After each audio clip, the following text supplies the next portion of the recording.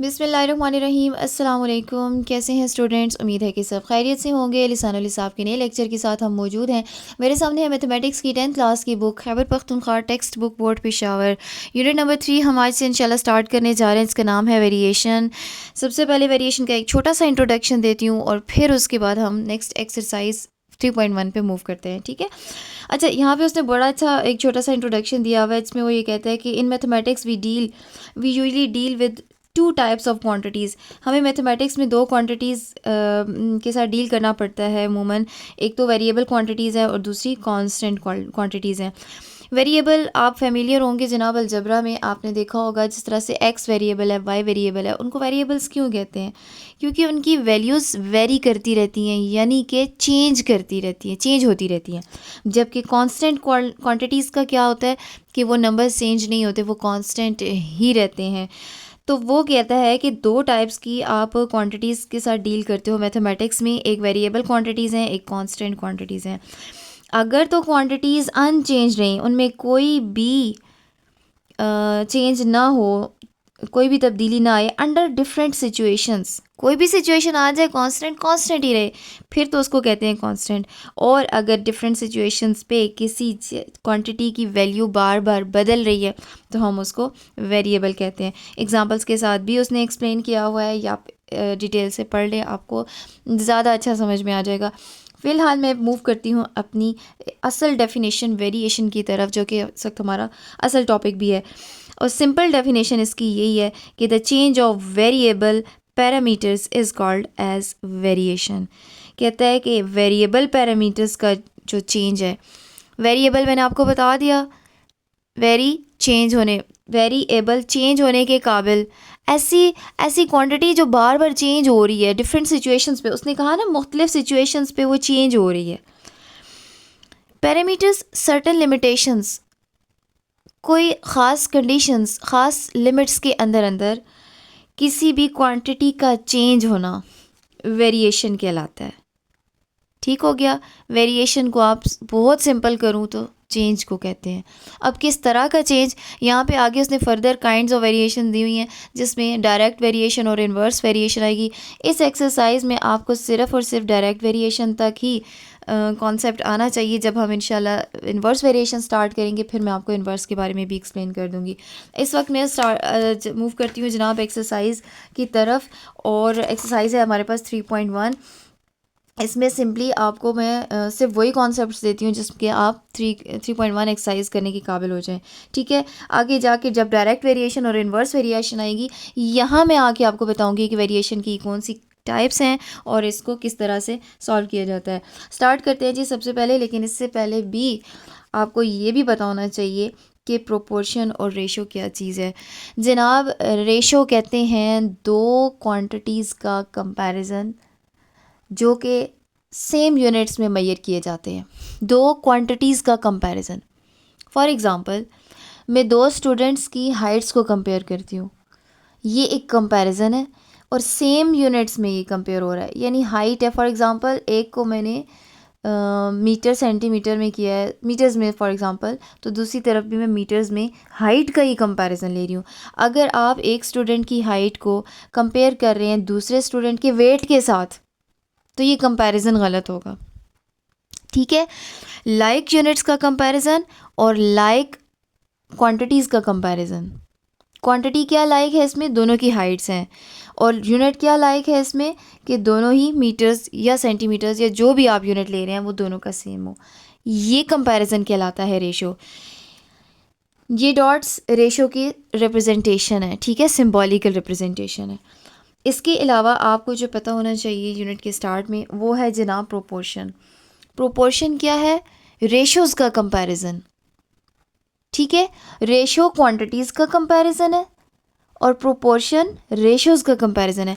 Proportion के लिए आपको 4 डॉट्स के साथ उसको सिंबॉलिकली रिप्रेजेंट किया जाता है, और रेशो के लिए आप बस इतना याद रखिए कि जब दो रेशोज़ का कंपैरिजन होता है, ये आपने 9th क्लास में भी पढ़ा होगा।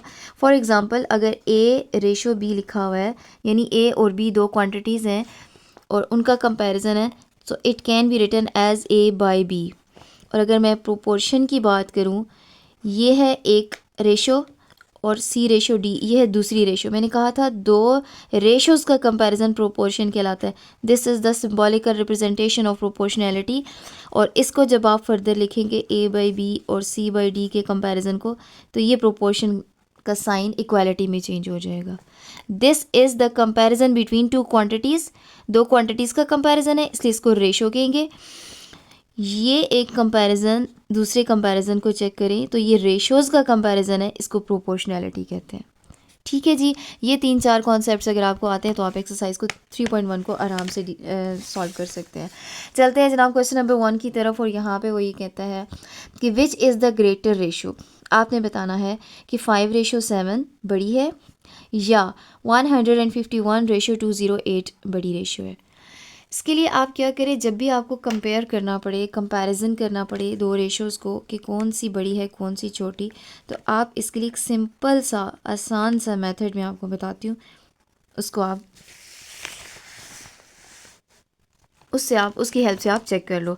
देखिए ये दो क्वांटिटीज़ हैं, 5:7 था, मैंने 5/7 लिख दिया, जैसा कि मैंने आपको बताया A/B को A/B की फॉर्म में लिखा जा सकता है। और 151:208 को मैंने 151/208 लिखा। अब यहाँ पे मैं लेस या ग्रेटर लगाऊंगी अगर मुझे पता चल जाए कि 5/7 इससे छोटा है या बड़ा। आपने करना ही होता है, दोनों क्वांटिटीज़ को क्रॉस में मल्टीप्लाई कीजिए। फॉर एग्ज़ाम्पल 5 को मल्टीप्लाई कीजिए 208 के साथ, और 7 को मल्टीप्लाई करें 151 के साथ। 5 × 208, look at this answer, 1040, and 7 × 151। अच्छा, यहाँ पे एक छोटी सी बात बता दूँ स्टूडेंट्स, नेक्स्ट हमेशा कैलकुलेशन करने से पहले AC यानी ऑल क्लियर कर देते हैं। इसको ना भी आप क्लियर करें, आपको नेक्स्ट क्या कैलकुलेट करना है, आपने कैलकुलेट करना है 7 को 151 से मल्टीप्लाई करना है। आप डायरेक्टली यहीं पे लिखें 7 × 151, आप देखें कि कैलकुलेशन खुद ही चेंज होती जाएगी, और अब इक्वालिटी का साइन आपको बताएगा 1057, सॉरी 1057। अब ये खुद ही कर लेगा, ठीक है, इसमें आपको ऑल क्लियर करने की ज़रूरत नहीं है, ये जस्ट फॉर इन्फॉर्मेशन था आपके लिए। अच्छा, अब आप ज़रा कंपेयर कीजिए कि 1040 बड़ा है या 1057 बड़ा है।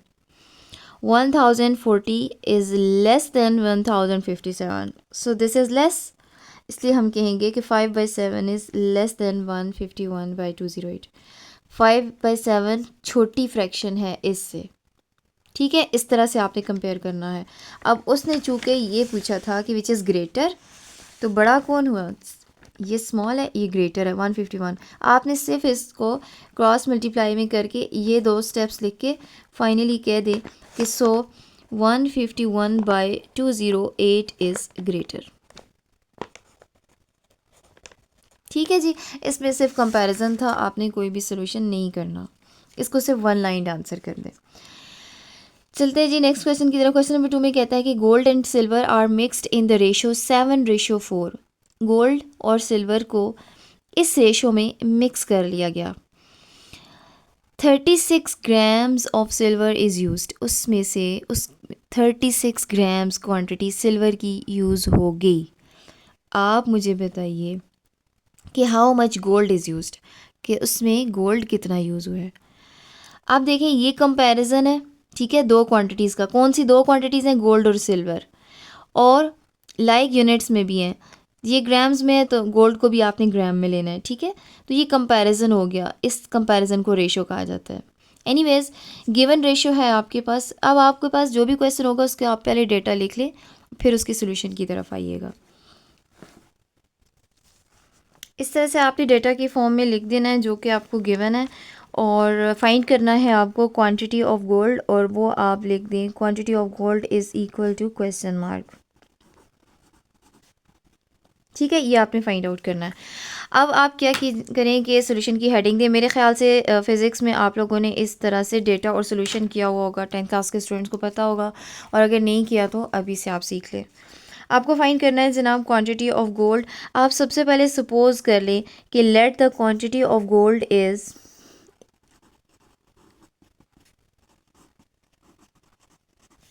इक्वल टू एक्स, वो कोई एक्स ग्राम्स है, ठीक है। तो अब आप क्या करेंगे कि इनको कंपेयर, एक कंपैरिजन ये है, दूसरा कंपैरिजन 36 और x का आप खुद लेंगे।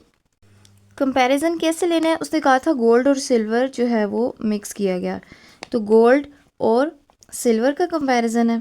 ठीक है, मैं इस तरह से लिख लेती हूँ। गोल्ड था 7:4, ठीक है, और इस वक्त जो क्वांटिटी आपको दी हुई है वो सिल्वर की दी हुई है, इसलिए आप सिल्वर वाले सेक्शन में 36 लिखिएगा, और जो आपको फाइंड करना है वो गोल्ड की क्वांटिटी है, लिहाजा वो x हो जाएगा। ठीक है। अच्छा, अब अगर आप इसको सॉल्व करेंगे तो आपने क्या करना है कि 7:4 इज इक्वल टू x/36 भी लिख सकते हैं, और डायरेक्ट इसको क्रॉस में मल्टीप्लाई भी कर सकते हैं। ठीक है, दोनों तरीके ठीक है। 7 × 36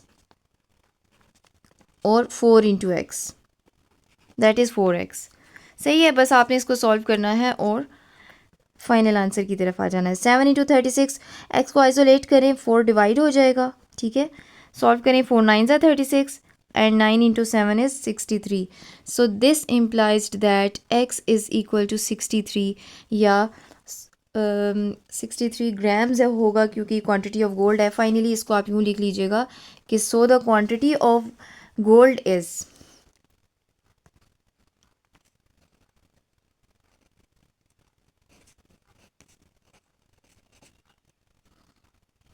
सो the quantity of gold is 63 grams. ठीक है, ये मीन और एक्सट्रीम भी बोला जाता है, जो दरमियान की दोनों वैल्यूज़ हैं उनको मीन, और जो लिमिट्स वाली वैल्यूज़ होती हैं, बिल्कुल बाउंड्री पे वैल्यूज़ आ रही होती हैं, उनको एक्सट्रीम्स बोला जाता है। मीन आपस में मल्टीप्लाई हो जाता है, एक्सट्रीम आपस में मल्टीप्लाई हो जाता है। ठीक है, इसको आप यूँ भी कर सकते हैं। चलते हैं जी नेक्स्ट क्वेश्चन की तरफ। अच्छा, यहाँ पे ज़रा 1 मिनट के लिए विजिट कीजिए एक्सरसाइज एग्जाम्पल नंबर 21 में। ये बिल्कुल इसी टाइप का क्वेश्चन जैसे अभी हमने क्वेश्चन नंबर 1 को सॉल्व किया, तो ये ज़रा कंपेयर करते रहा करें कि यहीं पे बुक में कहीं ना कहीं आपको क्वेश्चन से मैच की हुई एग्जाम्पल्स भी दी जाती हैं। ठीक है, ये बिल्कुल उसी तरह से जैसे सिल्वर और गोल्ड दिया हुआ था, यहाँ पर उसने सीमेंट और सैंड का कंपेरिजन दिया हुआ है। ओके जी, क्वेश्चन नंबर 3 है आपके पास कि divide the annual profit of ₹40,000 of a factory among the partners in the ratio of 5:8:12। वो कहता है कि एक फैक्ट्री के 3 पार्टनर्स हैं, उन्होंने कोई इन्वेस्टमेंट की होगी, उन्हें कोई एनुअल प्रॉफिट मिलता है और वो है 40,000 यानी कि 40,000, और उन्होंने इस रेशो में इन्वेस्ट किया होगा 5:8:12, यानी 5 हिस्से एक पार्टनर के हैं, 8 हिस्से दूसरे पार्टनर के और 12 हिस्से तीसरे पार्टनर के। तो आप ये ज़रा एनुअल प्रॉफिट इस हिसाब से, इस रेशो से तीनों में डिवाइड कर दें। तो सबसे पहले मैं डेटा लिखती हूँ। डेटा मैंने अपने पास नोट डाउन कर लिया है, जिसमें टोटल प्रॉफिट दिया हुआ था वो मैंने लिख लिया 40,000। गिवन रेशो भी मैंने मेंशन कर दी 5:8:12, और हमने फाइंड आउट करना है share of each partner, her partner के पास कितना कितना शेयर आएगा। आपके पास रेशो दी हुई है, आपने सबसे पहले लेना है इसका सम। इसको करने का, सॉल्व करने का यही तरीका है। देखिए, मैंने आपसे कहा ये 5 और 8 और 12 क्या है, असल में हिस्से हैं। तो हम ज़रा टोटल देख लेते हैं कि टोटल हमें इस 40,000 के कितने हिस्से करने पड़ेंगे। यानी कि सबसे पहले मैं फाइंड आउट करती हूँ जनाब सम ऑफ रेशोज़ क्या है। ठीक है, यानी कि 5 + 8 + 12। ठीक है, अब आप चेक करें, 5 + 8 + 12 ये बनता है जनाब तकरीबन 25 ठीक है। अच्छा, अब आपने क्या करना है कि इस 40,000 को, ये टोटल 25 हिस्से होंगे, जिसमें से 5 पहला पार्टनर लेगा, 8 दूसरा और 12 तीसरा पार्टनर लेगा। तो वो क्वांटिटी कितनी होगी ये फाइंड करने के लिए आप करें क्या, लिखें कि शेयर ऑफ फर्स्ट पार्टनर, या फर्स्ट पार्टनर्स शेयर भी लिख सकते हैं। ठीक है,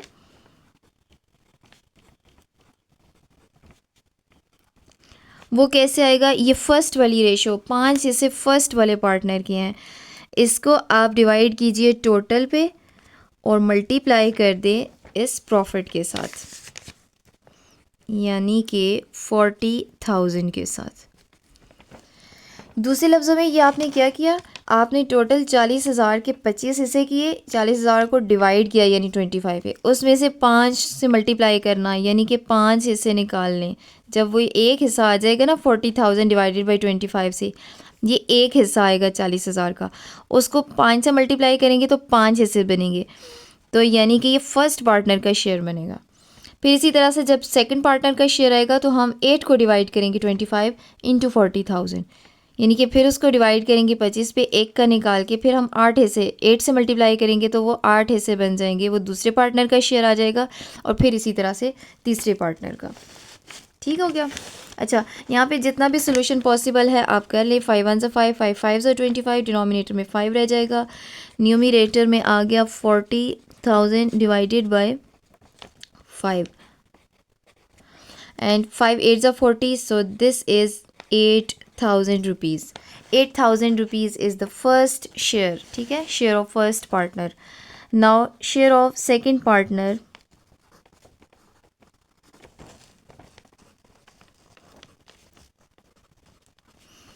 क्या होगा जनाब? दूसरे पार्टनर का 8 हिस्से था ना, 8 था, 5:8, तो आप 8 को डिवाइड करेंगे 25 multiplied by ₹40,000।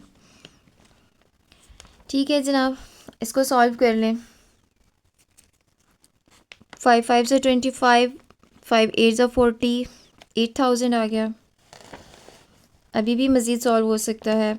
5 1 5, 5 6 30, 5 0 0, 5 0 0 and this is rupees. Product में 2 ज़ीरोज़ आ जाएंगे। 16 into 8, so this is 12,800 is the share of second partner. Now share of third partner is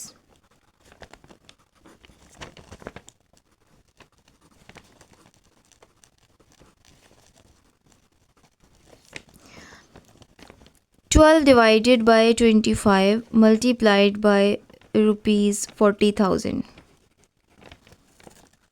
ठीक है, ये फिर उसी तरीके से सॉल्व हो जाएगा। 1600 आ जाएगा और अब आपने 12 को 1600 से मल्टीप्लाई करना है। 12 multiplied by ₹1600 and this is equal to rupees as it is साथ में आ जाएगा। दोनों के प्रोडक्ट में 2 ज़ीरोज़ हैं, वो साथ में आ जाएंगे और सिर्फ आपने मल्टीप्लाई करना है 16 को 12 के साथ, that is 192। So this is 19,200 rupees. So the share of third partner is ₹19,200। अब आपके पास तीनों शेयर्स आ गए। आप फाइनली 100 के साथ आंसर लिखिए। So the share of first partner is ₹8,000, share of second partner is 12,800 and share of third partner is 19,200। या आप इस फॉर्म में भी आंसर कर सकते हैं कि so the share of each partner is ₹8,000, 12,800 and 19,200 respectively. आज तक के लिए इतना ही काफ़ी है। 3 क्वेश्चंस हो गए हैं। नेक्स्ट वीडियो में हम इंशाल्लाह कोशिश करेंगे एक्सरसाइज को ही कंप्लीट कर लें। यहाँ तक किसी भी किस्म का कोई भी क्वेश्चन हो आप कमेंट सेक्शन में ज़रूर पूछिएगा। नेक्स्ट वीडियो तक अल्लाह हाफिज़।